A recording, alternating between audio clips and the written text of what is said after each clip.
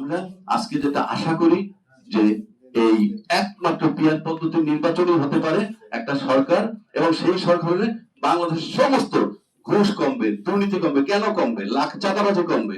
একদল চাঁদাবাজি করলে আরেকদল এবং বাধা দিবে, তখন সেটা পার্লামেন্টে চলে আসবে।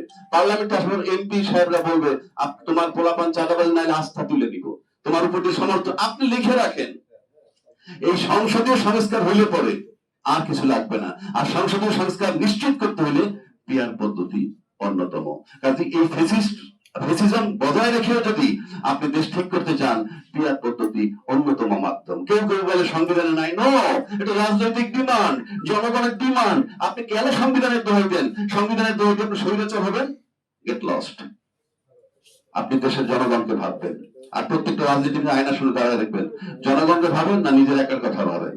রাজনীতিটা ছেড়ে দেন। আর যদি জনগণের কথা ভাবেন, আমাদের মতো সিনে টান করে কথা বলেন। বাংলাদেশ সবসময় ফ্রিডম অফ স্পিচ ছিল, বলো না? বাক স্বাধীনতা নাই। সারা জীবন 53 বছর ধরে বাংলাদেশে বাক স্বাধীনতা আছে, ফ্রিডম অফ স্পিচ আছে। বাট ফ্রিডম আফটার স্পিচ আছে কিনা, দ্যাট ইজ ইম্পর্টেন্ট।